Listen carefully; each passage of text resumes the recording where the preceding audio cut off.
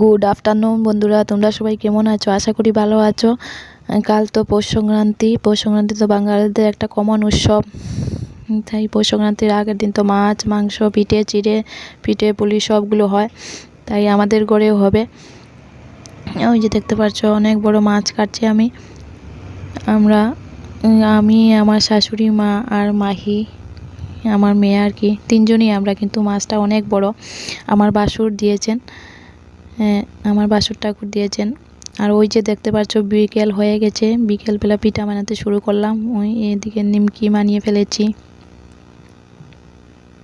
আর বকফুল। তোমরা কে কি বলো এটি জানি না, আমি তো বকফুল বলি, কেউ পুলি পিঠা বলে। তোমরা কে কি বলো কমেন্ট করে জানিও।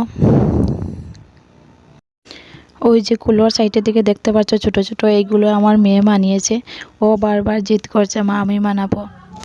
আর একটু রয়েছে, তারপর শেষ হয়ে যাবে। এগুলো শেষ হয়ে গেলে ঘুমিয়ে পড়বো গিয়ে। মাহি তো ঘুমিয়ে গিয়েছে আর আমিও গিয়ে ঘুমিয়ে পড়বো। ওই যে এগুলো শেষ করে যাব।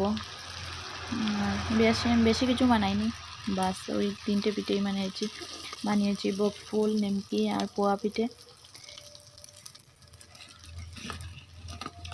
বাস আমরা তো, মা তো বেশি রান্না পিঠা গ্যাস হয়ে যায়, আমি 2-1টা খাই আর মাই তো খাই না। তাই বেশি কি করব, কেউ এলে যা দিতে হবে। আর সংক্রান্তির সময় থেকে কেউ তো বেশি কিছু খায় না, তাই পরে বানাবো ভাবছি। ওই পাটি সাপটা পরে বানাবো, এখন বানাইনি, এখন এগুলোতেই হবে। তোমরা সবাই কে কি বানিয়েছো কমেন্ট করে জানিও। আমি তো এইগুলো শুধু বানালাম। আজ এইটুকু, দেখা হচ্ছে আগামী ব্লগে।